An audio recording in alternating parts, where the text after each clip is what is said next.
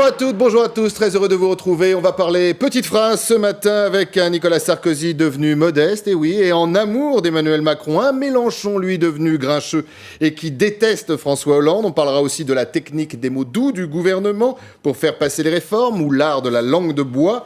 Et puis on va s'interroger sur le relatif silence de notre président sur le Qatar, le même qui pourtant, nous dit-on, a fait plier Poutine et terrasser Trump. Et puis comment ne pas évoquer justement la sale journée pourrie d'ailleurs, que va passer le même Trump, et puis difficile équation quand même, on va y revenir.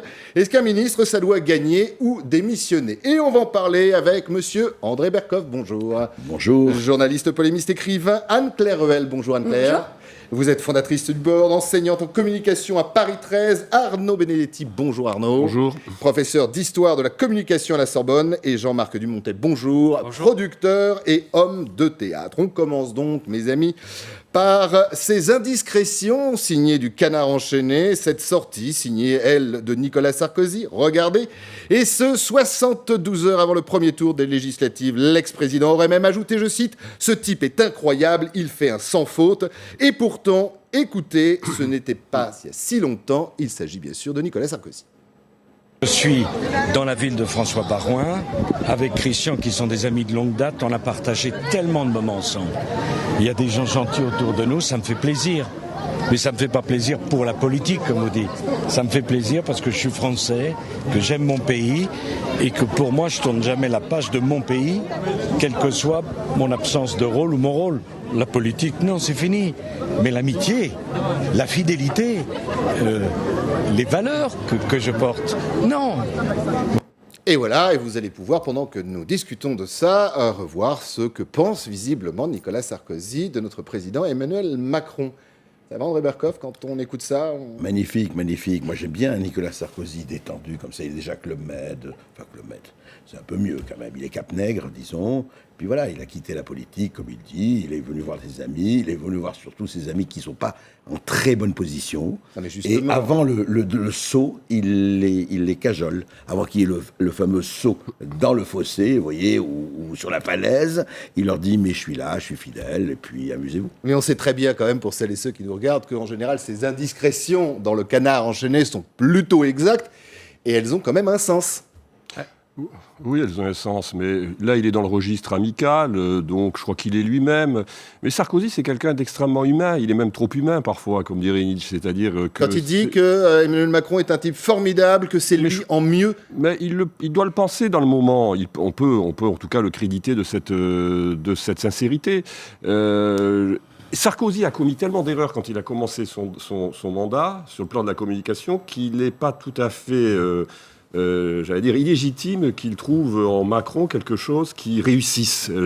C'est un animal qui voilà. Notre animal politique. Et Macron a certainement quand même étudié les erreurs que ses deux prédécesseurs ont pu faire lorsqu'ils sont rentrés dans les habits du président. Et donc quand il dit « je suis devenu modeste », je pense que Sarkozy est beaucoup plus humain qu'on le pense. C'est le premier point.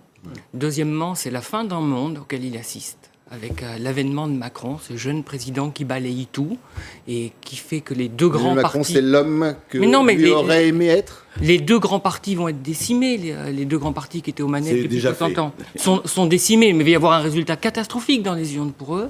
Donc je crois, oui, qu'il a cette nostalgie. Puis effectivement, Macron le dit souvent, j'ai observé ce que c'était un quinquennat raté avec François Hollande. Donc il sait... Et il commence sa séquence extrêmement bien, pour l'instant. Mais il la commence extrêmement bien. Et Sarko, qui était parti aux États-Unis en vacances, qui était sur le yacht de Bolloré, et qui avait subi la séparation avec Cécilia, effectivement, son début de mandat avait été catastrophique et l'avait ruiné, alors qu'il avait une vraie dynamique. Ce qu'a aussi Macron, ce que n'avait pas Hollande. Alors, ce qui est intéressant aussi, c'est que c'est effectivement la fin d'un monde, et un monde qui est en train d'essayer d'émerger. Il y a une forme de tectonique des plaques, et ça se frotte en ce moment. Mais d'une certaine façon aussi, je pense que Nicolas Sarkozy salue ce qu'a réussi Emmanuel Macron, c'est-à-dire de formuler des propositions libérales qu'il n'a jamais osé formuler dans ce sens. Le culte du chef, avec cette Macron-mania qui est quand même assez intéressante et notable. Le fait que le premier rendez-vous, ce soit auprès d'un soldat aussi. Et puis, on voit l'émergence de la figure gaulienne derrière tout ça, avec aussi la splendeur de Versailles et l'arrivée de Poutine. Donc, il y a une forme aussi de réminiscence de cette droite un peu bonapartiste qui qui retranscrit. Alors, cette sortie de Nicolas Sarkozy, oui. Ce qui est intéressant, c'est qu'aujourd'hui, Macron, en tout cas depuis le début de son mandat, il envoie des signaux à l'électorat conservateur. En tout cas, en termes de représentation, c'est clair. Je veux dire, la rencontre avec Poutine à Versailles est en soi un symbole extrêmement fort. Mais qu'est-ce qu'il y a derrière politiquement ? C'est-à-dire qu'il a réussi à détruire la gauche, en tout cas à détruire le Parti socialiste lors de la présidentielle. Aujourd'hui, l'objectif, c'est bien évidemment d'affaiblir et de détruire la droite républicaine dans la perspective des législatives. Ensuite, on verra ce que sera sa politique. Ça, c'est une autre paire de manches. Juste un mot, parce qu'on parle beaucoup du sans faute de Macron. Ce qu'il a réussi incontestablement, c'est le sans faute de la com, des symboles, des représentations. Maintenant, il a à faire le job. Et on lui souhaite, on souhaite pour tout le monde qu'il fasse le job. Quand il fasse le job, les lois travail, etc., etc. On va y revenir justement sur la com et la façon de faire de la com du gouvernement. Je rappelle quand même que cette petite phrase lâchée par Nicolas Sarkozy, c'était dans le Canard enchaîné d'hier, qu'on est à peu près à 72 heures du premier tour de ces législatives, et que du coup, dans sa famille, qu'il aime, dans sa famille politique, il y en a un pour qui c'est pas facile. C'était hier aux 20h de TF1. Écoutez. C'est difficile parce qu'on a le vent de face, mais si on est solide sur ses convictions, si on est attaché à nos valeurs, et si on considère qu'on était tous en marche, dans ce cas-là, on n'avait pas de candidat, et puis on portait le même projet. Nous avons des différences à peu près à tous les étages et à toutes les marches qui peuvent faire l'objet de discussions. Donc la question, elle n'est pas de savoir s'il y a une gauche et une droite, la question c'est de savoir s'ils sont capables de travailler ensemble sur un certain nombre de sujets. Anne-Claire. Oui, allez-y. Ouais. Pardon, moi c'est dingue comme il est démonétisé, ce pauvre Barouin, qui nous a successivement... Démonétisé. Bah oui, parce qu'il devait être le Premier ministre de Sarko, ensuite celui de Fillon, ensuite c'était sûr que Macron n'aurait pas de majorité, donc il disait qu'il serait le Premier ministre et qu'il y aurait une vague bleue aux législatives. Et qu'il y aurait une vague bleue aux législatives, et là il est en train de dire... on existe encore, c'est pour ça qu'on a des candidats. Enfin, il n'a plus beaucoup d'arguments. Alors, puisque nous parlons en général dans cette émission et surtout de communication et de présence, c'est quand même difficile, on le voit même, et vous le notez justement pendant ce sonore, Anne-Claire, le visage est fermé, c'est difficile, quasi impossible. Effectivement, c'est un petit peu en deuil avant l'heure, quoi. C'est-à-dire qu'il a déjà acté la défaite de la droite et de son camp. Les mots sont forts. Paradoxalement, il ne veut pas non plus endosser l'effet de cet échec, donc c'est pour ça que les mots sont un petit peu choisis avec on a le vent de face, c'est pas facile. Exactement. Donc, et c'est même pas ça, c'est que ce qui est extraordinaire, c'est qu'il a tout cédé. Il dit très bien, on a des points d'accord, on a effectivement des points de désaccord, etc. Mais attendez, où vous êtes, vous dites, voilà, moi je suis en désaccord profond avec ce qu'esquisse Emmanuel Macron, et nous allons faire une cohabitation parce que nous estimons que... Lui, il dit pas ça du tout. Il dit, écoutez, il y a des tâches, on va travailler ensemble, et faire ça s'il peut, mais nous sommes là, c'est extraordinaire. C'est-à-dire qu'il est sur le radeau de la Méduse, il a encore une main qui s'accroche et l'autre main qui est déjà dans l'eau, et il dit, les autres sont en train de barboter, mais attendez, on va essayer de sauver quelques-uns. C'est fabuleux. Quoi. Oui, mais la difficulté pour lui, c'est que, je veux dire, il est au point d'équilibre des Républicains. Il a d'un côté cette nouvelle race politique qu'on appelle les Macron compatibles. Et vous avez quelques candidats républicains qui se disent Macron compatibles et qui sont prêts... finalement, je veux dire, même s'ils sont élus avec l'étiquette républicaine, de se rallier à une majorité macroniste. Et à côté, il a une droite plus dure, qui est la droite Wauquiez, pour aller vite, qui pousse pour une opposition beaucoup plus radicale. Barouin, lui, il est au centre, il est au point d'équilibre. Donc il essaye de faire tenir quoi ? Il essaye de faire tenir la vieille maison, comme aurait dit Blum au moment du congrès de Tours de la SFIO. Il veut pas être celui qui aura fait chuter l'UMP. C'est à peu près ça. Maintenant, les Républicains. Il veut essayer, de maintenir cette maison en vie, qui va être décimée... et y compris financièrement, parce qu'il y aura un impact financier très fort pour les grandes maisons. Et il y a des extrêmes à faire cohabiter, et c'est pas simple. Glisser dans l'oreille que le tsunami a déjà eu lieu. Est-ce qu'on peut lui dire, la maison, elle ne tient plus ? Il ne peut pas le dire aujourd'hui. Oui, il y a 3 jours des législatives. Il ne peut pas le dire. Il en tire déjà les conclusions. Ouais. Le sonore, André Berkoff, qu'on a il n'est pas agressif. Il n'est même pas agressif à l'égard l'égard de Macron. Il essaye de voir les points de convergence, ce qui est terrible pour lui. Alors, ce qui est terrible, alors je ne sais pas pour qui, vous allez voir, puisqu'on est quand même dans les petites phrases dans cette émission, l'autre sortie, c'est aujourd'hui d'ailleurs, c'est signé Jean-Luc Mélenchon, vous l'apprend, si vous ne regardez pas, si vous ne lisez pas le magazine Society, vous le voyez, ça concerne un certain François Hollande, c'est pas moi qui le dis. Qu'est-ce qui lui prend à Jean-Luc Mélenchon ? Bon, écoutez, franchement... je ne sais pas. Vous savez ce qu'il a dit il y a 5 ans, le capitaine de Pédalo ? C'est pas nouveau. On va un peu plus loin là quand même, hein. Oui, là, il dit que c'est le type le plus médiocre qu'il y a eu dans... Bon, écoutez, parole d'expert. Mais ça veut dire quoi ? Ça veut dire qu'il a toujours haï, depuis que c'est pas François Hollande, il a toujours considéré que c'était un médiocre, c'était un type qui n'était pas à sa place. Et là, effectivement, ce qui se passe avec Mélenchon, c'est très intéressant. Il a retrouvé, vous avez vu, son agressivité d'avant. Parce que pendant la campagne... Et même sur les affiches et le décor, on est passé du bleu, on est revenu au rouge. Voilà, il s'était pasteurisé, il s'était un peu... Et là, d'un coup, ça redevient le Mélenchon, allez vous faire voir, etc., etc. Je crois que... Oui, et je ne sais pas si ça va beaucoup lui servir en législative, ça. Cet homme a beaucoup d'amertume. Parce qu'il pensait vraiment être au deuxième tour, il n'est pas parvenu. Et on retrouve son vrai visage. Voilà, son porte-parole a fait le tour des médias en disant qu'à 600 000 voiles près, ils étaient au deuxième tour. Visiblement, ça ne passe pas. Et cette agressivité, c'est de la vieille politique. Je crois que les Français n'ont pas envie de ça. On n'a pas envie de dire on ne considère pas que Hollande a été un grand président, je pense, mais on n'a pas envie de cette agressivité. Il faut quand même faire attention. Bon, c'est vrai qu'en ce moment, il y a un peu l'ivresse du moment macronien, et ça durera ce que ça durera. Je pense qu'il faut être extrêmement prudent sur la poursuite de cette aventure. Et on peut penser quand même qu'il y a des résiliences dans la vie politique. Alors, c'est vrai que les partis politiques aujourd'hui traditionnels sont en difficulté, indéniablement.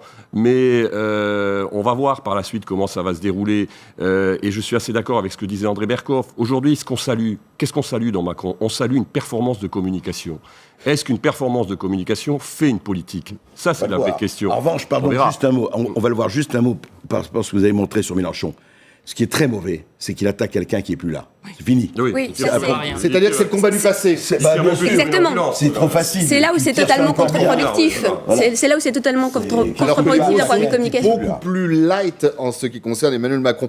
Vous parliez de com, technique de com, on va même parler de diction.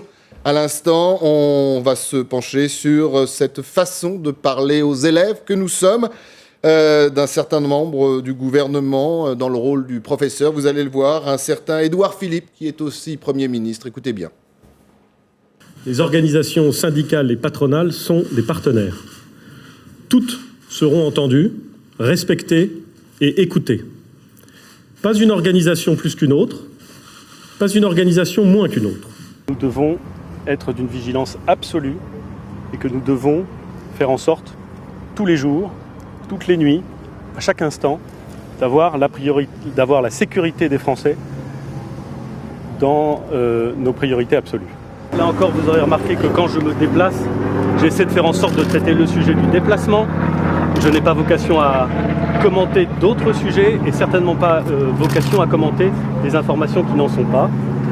La France et le Royaume-Uni sont des pays alliés, des pays qui font l'objet de menaces communes et qui vont répondre à ces menaces communes ensemble.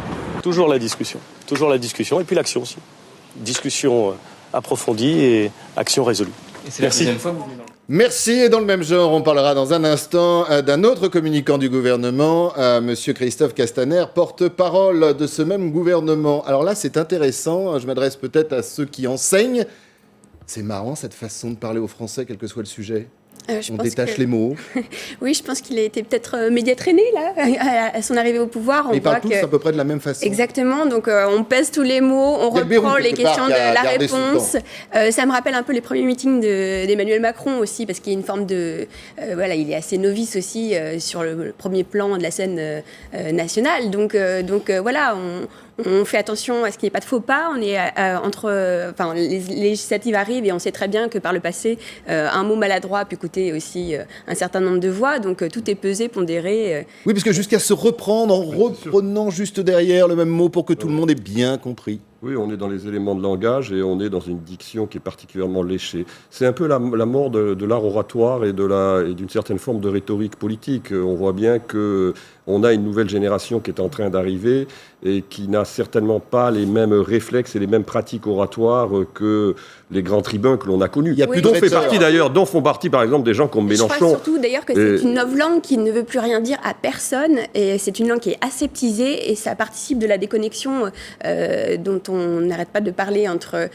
Est-ce que ça participe à la maîtrise totale de la communication demandée justement par le président? Elle vise à maîtriser en tout cas, oui. Tout est sous contrôle. Enfin, on est à une semaine, on est à 3 jours de l'élection. Surtout pas de faux pas. On sait ce que la TVA sociale avait coûté avec Sarkozy. Donc surtout pas de faux pas. Il faut qu'il ait une majorité large, voire sans le modem, parce que ça enlèverait un petit caillou. Oui, mais je ferai la différence avec Macron lui-même. Macron lui-même, il a été, surtout au début, et c'est vrai, et ça lui a servi, il a été presque télévangéliste, rappelez-vous les premiers discours. C'était vraiment, il flottait, il marchait sur l'eau, etc. Oui. Et c'était pas mauvais, on lui a reproché ça. Après tout, c'était assez, excessif, mais fort. Mais ça démarque bien justement un président que l'on entend peu, quelque part, même si on le voit beaucoup. Mais complètement. Et des ministres et un Premier ministre. C'est gestionnaire. Mais une campagne, c'est pas l'art de gouverner, c'est pas la même chose. Et le job d'Édouard Philippe, qui est un job très compliqué parce qu'il faut exister aux côtés d'Emmanuel Macron. Et les ministres sont pareils. Les ministres c'est d'être pédagogue, c'est d'avancer sur les réformes, c'est surtout de pas faire de faux. Prenez le ministre de l'Intérieur qui s'est exprimé récemment sur des incidents graves, il a la même façon de parler. Oui, et d'ailleurs, il fait l'exégèse de sa propre communication. Regardez, je suis venu sur place parce que maintenant on aime mettre les politiques en situation, donc ils font des déplacements, il y a des contextes autour.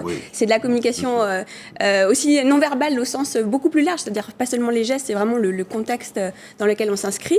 Et il est en train de raconter ça aussi. Donc voilà, je ne sortirai pas de ce. Mais il a surtout pas envie de sortir. Il a surtout pas envie qu'on lui parle d'un certain nombre de dossiers. Bien sûr. Donc c'est exclusivement centré sur l'objet de son déplacement. Alors on continue de parler de communication. Comment ne pas évoquer le rôle central de Christophe Castaner, le porte-parole du gouvernement.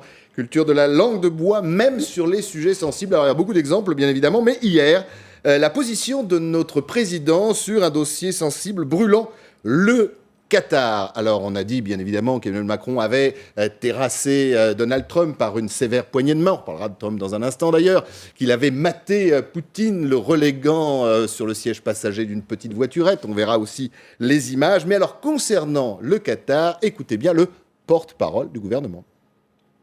La France pose des questions et n'affirme pas. Nous ne sommes pas là pour juger, nous ne sommes pas là pour décider. Et donc, notre volonté n'est pas de prendre parti sur tel ou tel sujet, mais de rappeler des règles simples. Il faut que le Qatar assume toute la transparence et réponde précisément aux questions qui sont posées, notamment par les États voisins. C'est la demande expresse de la France. Il s'agit au contraire de ne pas prendre parti. Nous sommes un pays ami de ces États. Il est important de faire en sorte que la France reste dans le cercle des partenariats avec l'ensemble de ces pays. Si vous voyez pendant le sujet la tête des invités sur ce plateau, et notamment d'André Berkoff, ça vaut quand même le détour. Non, ce qu'en termes galants, ces choses-là sont dites. Écoutez, il faut se rappeler le livre de Chénaud et Malbruno, nos très chers émirs, pour montrer que quand nous avons la manne céleste qui est là, nous faisons très attention. C'est un parfait exemple de langue de bois, mais à droite comme à gauche, on aurait fait exactement la même chose, c'est-à-dire surtout ne pas prendre parti. L'Arabie Saoudite, nos amis, le Qatar, nos amis. On va voir ce qui va se passer, mais tout le monde sait ce qui se passe. D'ailleurs, c'est la même chose quand Christophe Castaner, on ne sait pas cet exemple que vous avez choisi, Christophe, mais on aurait pu, c'est quand il dit que, vous savez, le type au marteau, là, le journaliste, il dit non, ça n'a rien à faire, attends, ne parlons pas d'islamisme, etc., ça n'a rien à voir. C'est la même chose. C'est-à-dire qu'on est, et là, moi, ça me frappe, dans une position, on ne veut rien dire, on se gardez voix à droite, gardez voix à gauche, sauf qu'on sait très très bien que toute cette histoire-là, c'est que nous avons des intérêts et que le Qatar a des intérêts chez nous. Et c'est les limites de la com à un moment donné. La com, quand elle se contente à être une dénégation du réel, parce qu'on voit bien, la langue de bois, c'est de la dénégation du réel. Aujourd'hui, je veux dire, la position sur le Qatar, la position de la France sur le Qatar, c'est la position des Européens en général, parce que les Qataris investissent tellement en Europe aussi que, bien évidemment, il y a une certaine réserve et une certaine prudence. En France, on parlait justement des châteaux, des vignes, des hôtels particuliers. Et la même chose avec l'acte terroriste, parce qu'il s'agit d'un acte terroriste sur le parvis de Notre-Dame, et cette espèce de dénégation du réel, encore une fois, où on nous dit dans un premier temps, non, c'est un acte isolé, et puis on nous dit ensuite, bien évidemment, cet acte isolé n'a strictement rien à voir avec le terrorisme islamiste. On est véritablement dans l'exercice parfait de la langue de bois, et je pense que ça a une limite à un moment donné. Alors aujourd'hui, c'est vrai que tout ça est effacé parce qu'il y a un effet Macron. Elle va arriver, cette limite ? Elle arrivera dans l'exercice du pouvoir. Parce qu'on n'est pas dans l'exercice du pouvoir aujourd'hui. On est dans la représentation et dans une bataille qui est la bataille pour la conquête d'une majorité parlementaire. Ils ne sont pas rentrés dans le dur. C'est quand ils vont rentrer dans le dur, quand ils auront l'arme politique. L'arme politique, c'est la majorité parlementaire. À partir de là, je pense qu'on rentrera dans une autre séquence politique. Alors on va continuer sur le sujet, si vous me permettez, toujours sur le Qatar. On a retrouvé dans nos archives, c'était en 2015, alors il y a 2 jours, l'individu que vous allez écouter a récidivé beaucoup plus durement puisqu'il a ajouté une dimension du financement du terrorisme, mais quand même, sur le Qatar, sur les relations, ça vaut le détour et vous allez voir qu'aujourd'hui, cet individu que vous allez encore une fois entendre, eh bien, il a un bon job au gouvernement. l'influence du Qatar sur la politique française, de tous bords, et les liens d'un certain nombre de responsables politiques français avec le Qatar sont une question, en tout cas pour moi, sont une question.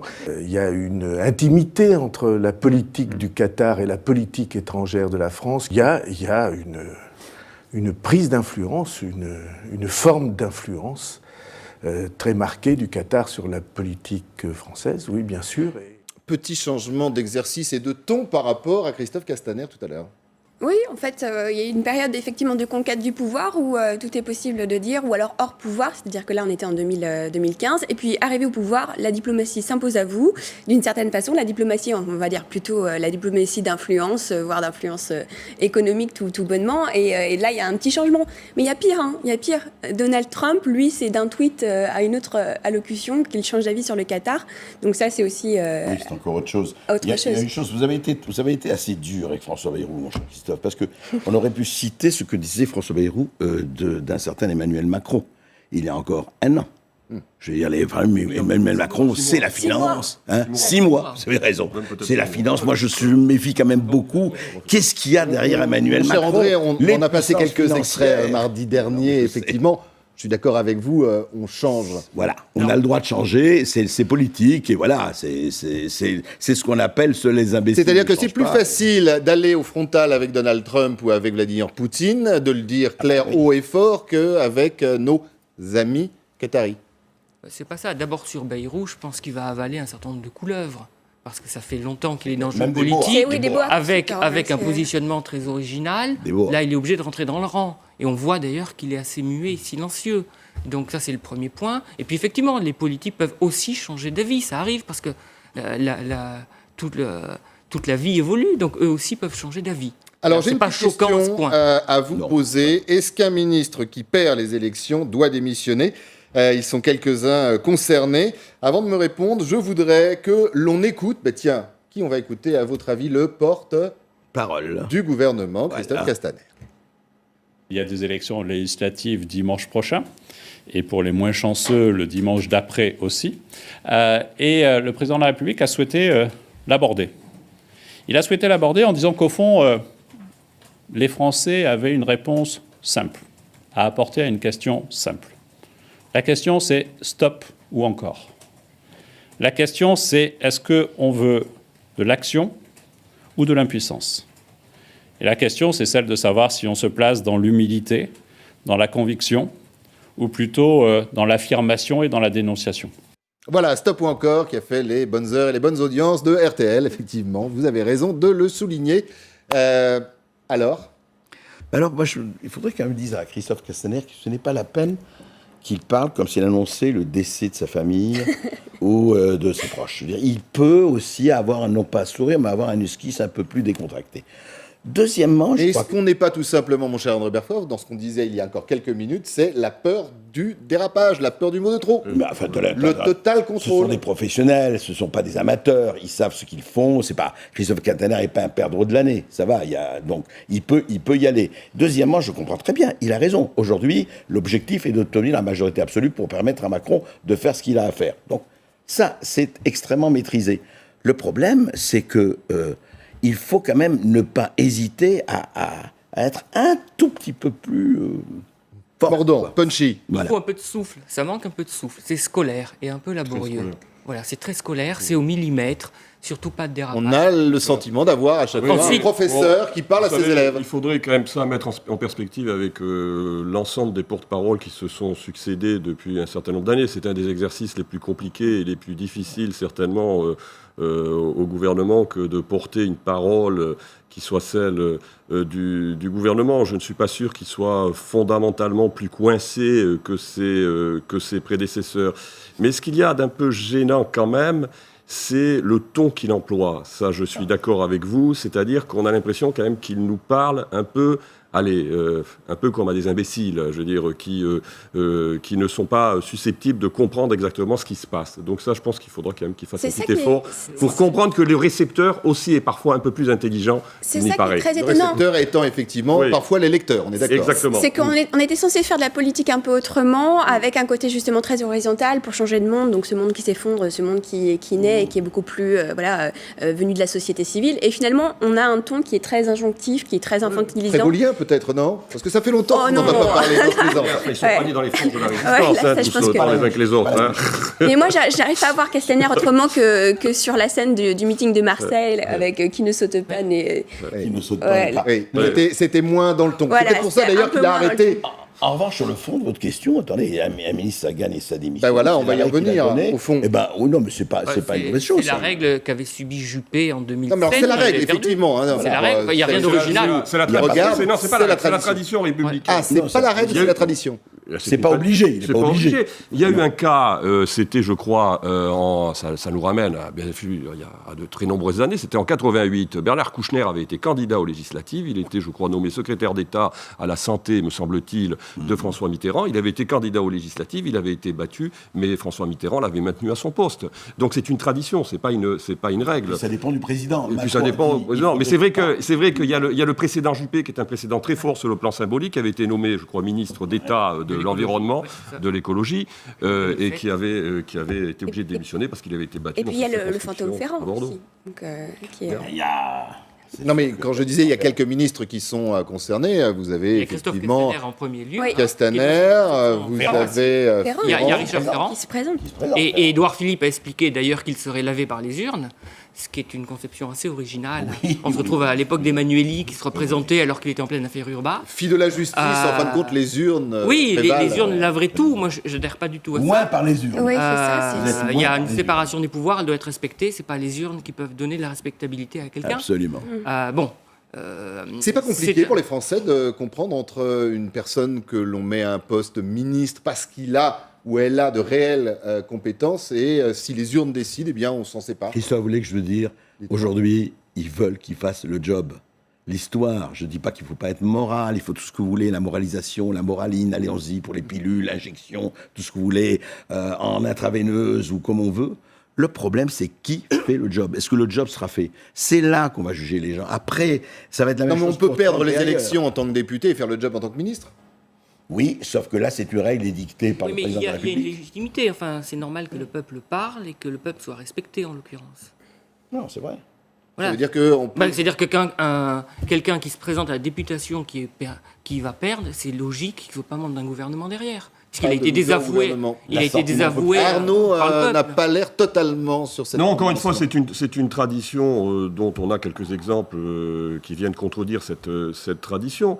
En effet, bon, à la limite, oui, pourquoi un candidat battu ne pourrait pas être ministre alors qu'il est compétent? C'est une question qu'il faut se poser, alors qu'il y a des ministres qui ne vont pas avoir le courage de partir à une élection, affronter des électeurs. On en a connu. Et en il y en termes a de plein. com et d'image... Il y a très peu de candidats dans ce gouvernement. Très peu. Il y en a 6. Et en termes, oui, mais justement, si c'est quand même pas mal en termes de com et d'image, imaginez que vous composiez un gouvernement, ce qui est le cas pour notre président Emmanuel Macron, et puis qu'il y en ait 5, 6, voire 4, allez, seulement si on est gentil, qui soient retoqués. Ça veut dire que la donne du départ n'était pas très bonne? Pas du tout. Ça veut dire peut-être que ça Il fallait fait les une espèce éliminer d'écrémage Oui, ce qui serait ne assez anecdotique. lui déplairait pas. Ce serait assez anecdotique. Intéressant, vous je pouvez pense. développer, André Berkoff parce que... Moi, je pense que Emmanuel Macron est quelqu'un qui pratique le billard à 3 bandes. Il a très, très, très bien compris. Et il peut très bien dire, écoutez, j'ai pris tel pour des raisons X et Y, on ne va pas revenir là-dessus. Maintenant, s'ils se font ratiboiser aux élections, eh ben, je leur dirai très gentiment, on reste amis, mais allez-y. Alors, je ne suis pas dans sa tête, je ne veux pas dire qu'il le désire, je veux dire simplement qu'il en tiendra compte. C'est ce que j'appelle une stratégie... Alors justement, comment on Ah, pourrait, d'accord. s'il y avait quelques départs et quelques battus, imaginer le gouvernement d'Emmanuel Macron, le même Emmanuel Macron, ayant, si on en croit les sondages, une très large majorité à venir à l'Assemblée? Il recompose, prend toujours des gens de droite alors que la droite a été atomisée? La droite sera quand même moins atomisée que le PS, selon toute vraisemblance. En tout cas, les projections qui sont données par les sondages montrent quand même que la droite, même en très grande difficulté, résiste mieux que le Parti socialiste.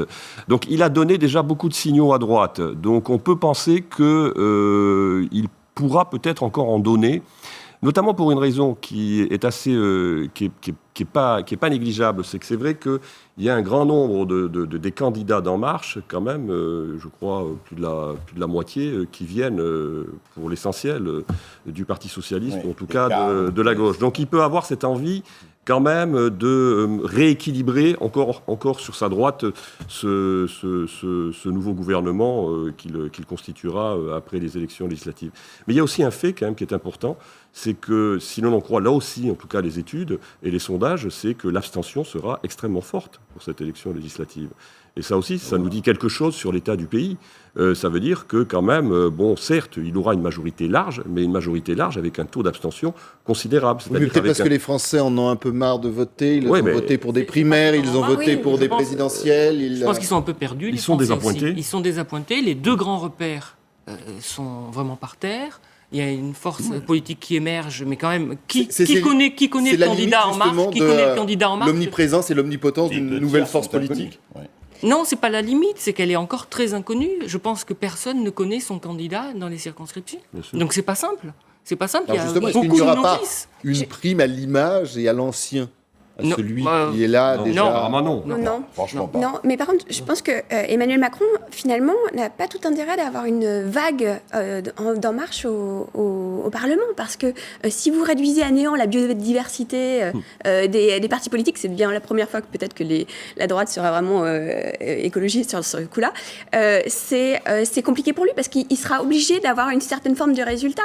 Là, il n'y aura pas de droit à l'échec. Et donc ça le contraint énormément. Mais je vais vous dire, cette contrainte est sa chance.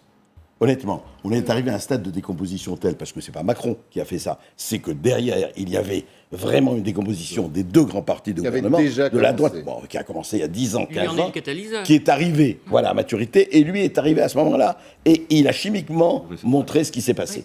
Et ce que vous dites, et vous avez tout à fait raison, cette obligation de résultat, elle est là. Ou il sera un grand homme d'État ou pas. C'est là-dessus. Oui, mais alors, André, et pour les autres aussi, il y a tous ceux qui prédisent que trop de députés, une totale majorité, justement, ça va le desservir. C'est dangereux, c'est difficile à manier, à maîtriser, à gérer. Il ne faut pas qu'il perde son objectif qui est d'aller draguer à droite. Parce qu'il a plutôt raté son débauchage des Républicains. Il n'est pas vraiment parvenu. Ensuite, il a composé un gouvernement avec un Premier ministre issu des Républicains, avec à l'économie, au budget, des gens issus des Républicains, mais il n'a pas réussi ce débauchage. Ils n'ont pas été aussi nombreux. Donc, il faut qu'il s'ancre là-dedans. Donc, il faut qu'il soit... Il va avoir une majorité, il ne faut pas qu'elle soit arrogante, parce qu'il faut qu'il puisse ouvrir aussi à droite. Voilà, c'est important, parce que beaucoup de ces candidats, effectivement, sont issus du Parti socialiste. Oui, pardon, avec une nuance quand même très importante. C'est que on ne pourra pas dire, demain, s'il y a une majorité absolue, la droite a gagné, la droite a remporté, ou la gauche a remporté. C'est ça sa chance et son ambiguïté. Mais son ambiguïté, c'est sa chance. Pourquoi? Parce qu'on va dire, regardez, c'est un parlement à droite. Ou on pourra dire, c'est un parlement à gauche. Qu'est-ce qui va se passer? Simplement, à droite, il va y avoir une fondation totale, c'est clair. On ne sait pas combien de temps, dans 1 an, dans 2 ans, on voit très bien. N'oubliez pas les 11 millions de voix qu'a fait Marine Le Pen, même après son face-à-face naufrage. Et d'un autre côté, vous avez cette droite dite dure, etc. Et à gauche, la gauche insoumise, etc. C'est-à-dire que les refondations ne font que commencer. Mais pour le moment, honnêtement, il a tout intérêt, lui, à faire sa politique, parce qu'il doit la réussir. C'est ce que vous disiez. S'il ne réussit pas, là, c'est fichu. Comment vous comprenez, d'ailleurs, ça me donne une idée, ce que vous venez de dire, l'absence totale. Alors là, on l'a vu dans la campagne, elle était omniprésente, omnipotente, avec des coups de com' incroyables. On pense bien évidemment à Whirlpool, mais Marine Le Pen a disparu des écrans radars. Elle est concentrée sur sa circonscription d'Hénin-Beaumont, où semble-t-il... Oui, mais elle avait quand même repris les rênes du parti pour faire campagne pour les législatives. Oui, elle a repris les rênes du parti, mais d'abord, on voit bien qu'il y a des tensions au sein du Front National, entre, j'allais dire, l'aile Philippot qui ne veut rien céder sur l'euro, et puis une aile qui est plus pragmatique, en tout cas sur la question de l'euro, qui est incarnée notamment, même si elle a décidé de ne pas se représenter à Carpentras par Marion Maréchal Le Pen. Donc on voit qu'il y a ces tensions. Donc Marine Le Pen, aujourd'hui, elle doit gérer un parti qui est quand même un parti qui est traumatisé d'une certaine façon, par l'ampleur de sa défaite au second tour 11 de millions de voix l'élection. quand même. C'est beaucoup, mais ça ne correspond. Attendez, elle a eu 2 défaites, Marine Le Pen. D'abord, elle n'est pas en tête au premier tour de l'élection présidentielle. Tous les sondages l'a donné en tête et largement en tête. Et ensuite, elle a une défaite qui est beaucoup plus importante que celle qu'elle envisageait. Donc c'est quand même un parti qui s'interroge aujourd'hui, le Front National.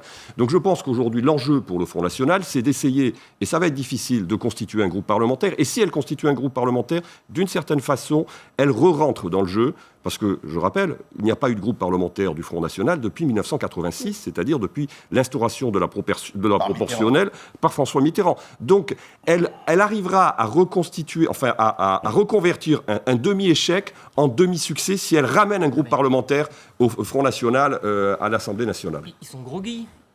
Il y a 2-3 mois, ils pensaient avoir 80 députés. On sait que là, ça va se jouer entre 10 et 20 membres. Donc Alors, ils sont groggy.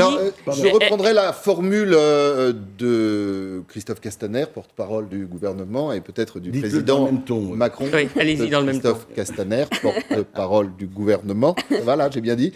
En ce qui concerne les ministres qui perdent et qui démissionnent, revenons un instant avant de parler de Donald Trump, qui lui pourrait peut-être démissionner dans l'avenir.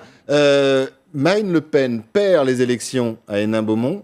Elle quitte, dans ce climat dont vous aviez parlé, ou pas, le Front National, un peu de Paris sur ce plateau. Non, juste un mot, parce que ça revient à ce qu'on discutait précédemment. D'abord, il faut dire, le Front National, c'est vrai, vous avez 11 millions de voix, c'est formidable. Ils sont quand même extrêmement forts et implantés. Mais en même temps, et revenons à la com, le vrai problème qu'ils ont aujourd'hui, et ils l'ont touché du doigt, c'est le logo et la marque. Oui. Est-ce que le logo et la marque peuvent blanchir le plafond de verre? Non. André, pendant les élections, si je me souviens bien, il n'y avait plus de logo, plus de marque. Il y avait beaucoup de Sur les affiches. Non, sur les affiches. C'est un petit peu dans ce cas-là. Il n'y avait plus rien. Oui, mais c'était Le Pen et Front National dans tout le monde. On avait enlevé, c'était Marine, c'était pas Marine Le Pen. C'est bien, mais dans les têtes des gens, ils sont bien pas évidemment complètement aphasiques. Ils savent très bien qu'elle est là. Bon, donc c'est ça. Non, mais le vrai problème est là. Et attendez, pourquoi Marion Maréchal Le Pen est partie? Ou elle va revenir en 3-4 ans? Il y a vraiment là aussi un problème de positionnement, de marque et de logo qui n'est pas tranché au Front National, et tant qu'il ne sera pas tranché, oui, mais Marion Maréchal Le Pen est partie pour des raisons qui ne sont pas liées tant à la marque qu'au fond de la politique. Oui, je pense qu'elle avait un désaccord avec Philippot, et notamment sur la question de l'euro et sur les questions sociétales où elle est beaucoup plus conservatrice que sa tante. Et identitaire. Alors, j'ai une petite question toujours à vous poser suite au ministre et au gouvernement. Moi, là, j'ai envie de vous parler d'un président qui aurait pu faire pression sur un patron du FBI pour stopper une enquête. Est-ce qu'il doit démissionner ou pas? Il y aurait comme un puissant parfum en ce moment du côté de Washington et du Sénat américain de Watergate, Antoine Magnan, justement dans le rôle de Bob Woodward. 7 pages de déclarations dans lesquelles James Comey détaille 5 de ses conversations avec Donald Trump. Parmi celles-ci, une rencontre dans le bureau ovale le 14 février dernier. Le président américain demande alors à son interlocuteur de cesser les poursuites contre Michael Flynn, son conseiller à la sécurité nationale suspecté pour ses liens avec la Russie. J'espère que vous pourrez trouver une façon d'abandonner cela, de lâcher Flynn. C'est un homme bien. Quelques jours avant, James Comey est invité à dîner à la Maison-Blanche. Lors de ce tête-à-tête, le président américain se montre clair sur le rôle qu'il souhaite lui attribuer. J'ai besoin de loyauté. Je m'attends à de la loyauté. Chez les parlementaires démocrates, cela ne fait désormais aucun doute. Le président américain s'est rendu coupable d'obstruction à la justice. Ces déclarations ressemblent plus à un roman d'espionnage. Dans la manière d'interférer dans une enquête en cours, on est presque au niveau du Watergate. Je pense que Donald Trump est coupable d'une attaque en règle contre nos institutions. James Comey détaillera sa déclaration devant le Congrès cet après-midi. Une première étape avant une possible action des parlementaires contre le président américain. Une déclaration choc attendue que vous pourrez bien sûr suivre en direct sur LCI. Alors, demain matin, on se réveille, Trump est là encore ou pas? Trump sera là encore un certain nombre de temps. En tout cas, vous savez que l'impeachment, ça ne se fait pas en un jour, ni en quelques mois. 2 yeux et surtout, je crois qu'il faut vraiment attendre de voir ce que va dire Comey, etc. Non, il faut quand même se dire, c'est pas pour défendre Trump ou pas, il faut se dire quand même se replacer dans le contexte. Vous savez très très bien que personne dans l'establishment, y compris républicains et démocrates, n'a digéré Trump. Personne. Personne. Ils sont encore à se dire, ce type n'est pas là, c'est pas possible, c'est une anomalie constitutionnelle. C'est le voleur de patates. Absolument, c'est pas normal. Donc, ils vont tout faire Ils vont continuer à faire, ça va être commis, demain ça va être autre chose. Le vrai problème, ça va être, encore une fois, et sans revenir à Macron, les résultats. Dans 1 an et demi, c'est le mid-term, les élections mid-term. Est-ce qu'il aura fait des choses? Est-ce qu'il aura ramené des jobs? Est-ce qu'il aura rapatrié des sociétés? Est-ce qu'il aura fait? S'il fait, je vous assure qu'impeachment, on aura oublié ça depuis longtemps. Et puis c'est peut-être aussi une manière de le tenir du côté républicain, c'est-à-dire que là... Du côté des Russes, certainement. Oui. Et aussi, mais là, il est obligé de se tenir un peu à carreau. Moi, je trouve que c'est un peu le Frankenstein des temps modernes, c'est-à-dire qu'il est le produit de sa société. On dit, c'est certes un accident d'histoire, mais c'est la collusion de l'exaltation de soi, de l'oligarchie... Celles ou ceux qui nous regardent comprennent quand même, mais imaginez des réseaux sociaux. Un président aujourd'hui avec le témoignage devant, peut-être à l'Assemblée nationale, du patron des renseignements français qui balançait autant. Voilà, c'est impensable en France. Là, pour le coup, institutionnelle n'est pas la même. Il y a des contre-pouvoirs très importants. Beaucoup plus importants. Et le rôle du président est beaucoup moins important. Le symbole est très fort, évidemment, parce que c'est le président de la première puissance mondiale, mais il a beaucoup moins de pouvoir qu'un président français. Il est beaucoup plus contre-pouvoir. Et donc, il va être beaucoup plus controversé, et puis avec des contre-pouvoirs qui vont jouer en permanence. La presse, les États... Donc les États-Unis ont beaucoup changé depuis Nixon et le Watergate. Non, c'est toujours pareil, au contraire, ils n'ont pas changé, il y a des contre-pouvoirs qui sont très forts. Oui, et c'est là que je suis un peu en désaccord avec ce que vous dites, c'est que je pense que, quels que soient les résultats politiques de sa politique, la logique institutionnelle aux États-Unis est tellement forte que même s'il a des résultats, il peut se retrouver à un moment donné c'est ça qui est intéressant, dans les tours de la procédure d'impeachment. Je veux dire, les résultats ne suffiront pas parce que vous avez une logique. Les États-Unis. Est-ce que ça veut dire que là, il y a une machine qui s'est mise en marche? Mais oui, parce que les institutions américaines sont marquées par une culture qui est celle du puritanisme. Et donc, à un moment donné, le mensonge, la pression, je veux dire, ce sont des choses qui sont totalement impossibles pour les institutions américaines. Donc ça, c'est une réalité avec laquelle il devra compter. Sauf que, attention, pour beaucoup de gens, au contraire, il incarne le renouveau de l'Amérique, il faut le dire. Beaucoup de gens, des dizaines de millions de gens sont là. Et deuxièmement, et surtout, vous avez entendu hier, ça aurait été bien d'ailleurs que vous passiez là, le dialogue de Poutine avec Megyn Kelly à NBC. C'était formidable parce que Megyn Kelly lui a dit, alors vous les Russes, etc. Et Poutine lui dit, même si c'est vrai ou faux, il dit, écoutez, là, vous pensez, vous avez des preuves, vous dites que nous sommes intervenus, etc. Il dit, vous savez, Megyn Kelly, vous devez avoir une vie très, très, très, très monotone et morose pour vous passer votre temps à dire, vous croyez que nous, les Russes, on est en train de manipuler les Américains? C'est totalement grotesque. Et la vérité, la manière dont ça se passait, elle disait, vous avez des preuves? Il dit, non, mais on pense que, etc. Et elle disait, mais attendez, get a life. Réveillez-vous un peu au lieu d'avoir votre petite vie étriquée. Ce que je veux dire par là, simplement, par rapport aux mensonges et compagnie, je ne dis pas que ça ne va pas jouer, mais pour le moment, on va voir ce qui va se passer cet après-midi, mais pour le moment, rien n'est de nature à impeachment. C'est pas vrai que c'est le Watergate, c'est pas Nixon. Même si le patron du FBI balance peut-être plus dans son audition, parce que certainement que les sénateurs voudront aller plus loin.